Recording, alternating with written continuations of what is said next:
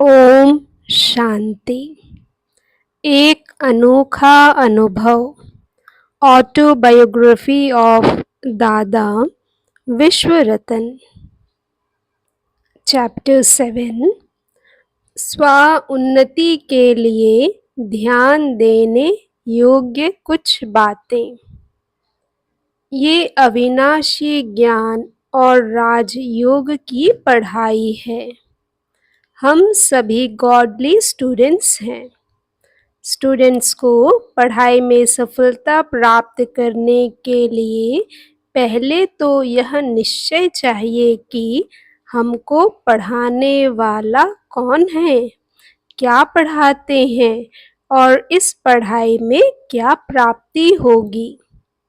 तो पहले ये पूर्ण निश्चय चाहिए कि यह कलयुग के अंत और सतयुग के आदि का पुरुषोत्तम संगम युग चल रहा है। जिस संगम युग पर निराकार परम पिता परमात्मा शिव साकार प्रजापिता ब्रह्मा के तन में प्रवेश कर शिक्षक के रूप में हमको पढ़ा रहे हैं और सतगुरु के रूप में हमको श्रीमत दे रहे हैं। अगर ये संपूर्ण निश्चय नहीं है तो वह इस ज्ञान और योग की पढ़ाई में आगे नहीं चल सकता। अगर संपूर्ण निश्चय है तो ऐसे सर्वशक्तिवान बाप के बच्चे बनने के बाद उनकी सर्व आज्ञाओं को संपूर्ण रीति से अवश्य पालन करना चाहिए। शिक्षक के रूप में जो भी शिक्षाएं देते हैं उन पर चलकर ऐसे गुण अवश्य अपने में धारण करने चाहिए। सतगुरु के रूप में जो भी श्रीमत देते हैं उस पर कदम कदम पर चलकर बाप समान बनने का पुरुषार्थ अवश्य करना चाहिए। इसके लिए बाप दादा हमेशा यही कहते रहते हैं कि अपना लक्ष्य एम सदा ऊंच से ऊंच रखो। यह पढ़ाई है, पढ़ाई में लक्ष्य होता है, तो यहाँ भी लक्ष्य ऊंचे से ऊंच रखना है कि मुझे नंबर 1 में अवश्य आना है। नंबर 1 माना फर्स्ट डिवीजन अर्थात 108 की माला। ऐसा ऊंचा लक्ष्य रखने से पुरुषार्थ भी ऐसा ही चलेगा। तो इसके लिए चाहिए अंदर का उमंग उल्लास और ऐसे लक्ष्य को प्राप्त करने के लिए हिम्मत भी चाहिए। लेकिन इसके पहले अपना आत्मविश्वास चाहिए कि मैं 108 की माला में अथवा नंबर 1 में आ सकता हूँ या आ सकती हूँ। क्योंकि कई ऐसे सोचते हैं कि मैं तो अभी थोड़ा समय हुआ जो बाबा का बच्चा या बच्ची बनी हूँ। हमारे से पहले तो बहुत ही बच्चे बच्चियाँ बैठे हुए हैं। उनमें से भी हजारों तो टीचर्स बहनें हैं जो बाबा के सेंटर्स की बहुत ही अथक सेवा करते हुए अपनी स्व उन्नति कर रही हैं। औरों की सेवा करके प्रजा भी बना रही हैं। तो उन हजारों में से 108 की माला तो भर ही गई होगी। तो हम अभी नए ज्ञान में आए हुए बच्चे 1 वर्ष वाले 2 वर्ष वाले कैसे 108 की माला में आएंगे। कई पुराने महारथी भाई बहनें 30-40 वर्ष वाले भी बैठे हुए हैं। उन्होंने तो आगे नंबर ले लिया। हम तो 1000 नंबर के अंदर भी मुश्किल से ही आएंगे। ऐसे सोचकर अपना आत्मविश्वास खो बैठते हैं और ढीले पड़ जाते हैं। समझते हैं चलो सतयुग में जो भी पद मिला वह ठीक है।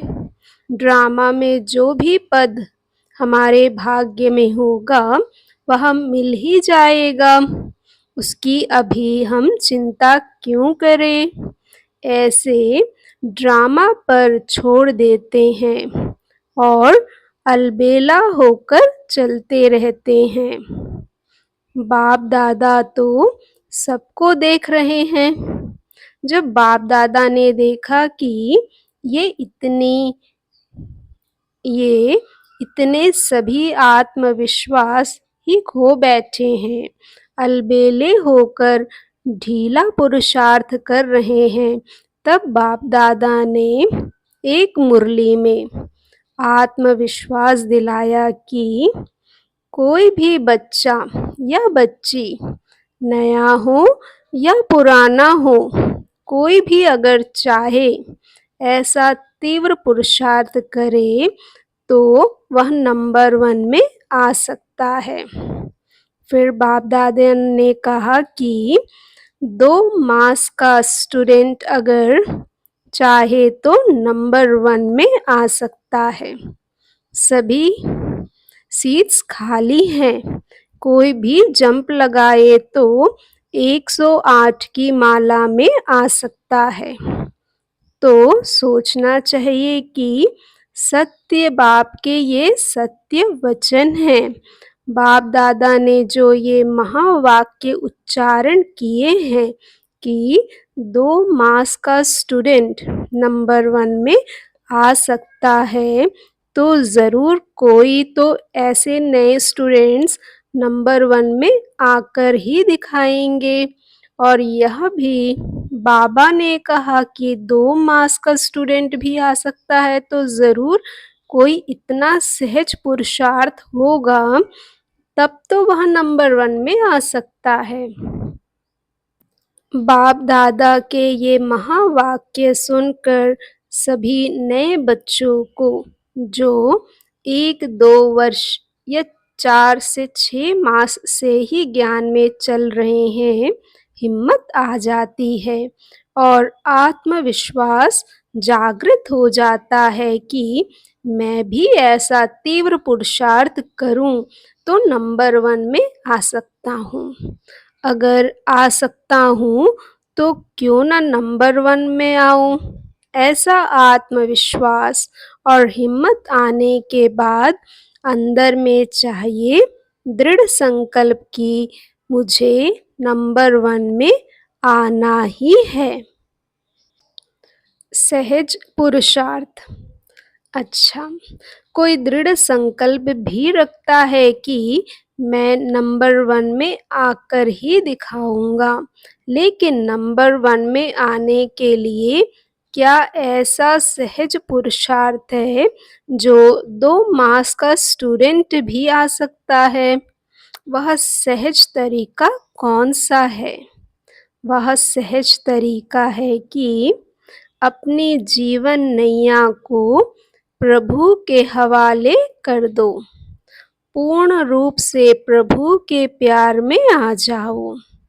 पहले जो माया के प्यार में थे अथवा दुनियावी मायावी विकारी बातों में जकड़े हुए थे, उन बातों से अब मन बुद्धि सहित पूर्ण रूप से अपने को परिवर्तन कर प्रभु की मीठी प्यारी शक्तिशाली गोद में समा जाओ, अर्थात मरजीवा बन जाओ।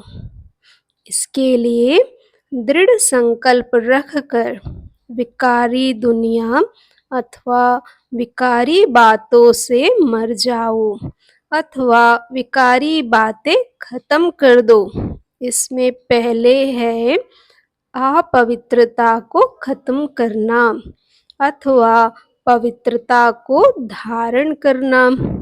पवित्रता तो इस ज्ञान मार्ग का फाउंडेशन है। अगर जीवन में पवित्रता अगर जीवन में पवित्रता नहीं तो वह इस ज्ञान मार्ग में चल ही नहीं सकता।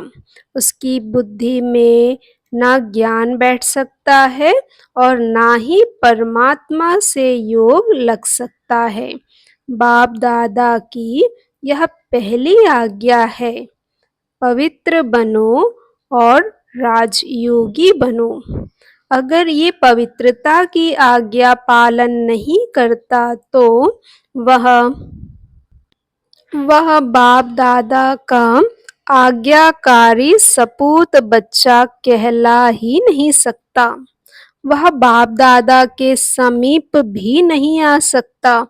उसका दिल खाता रहेगा।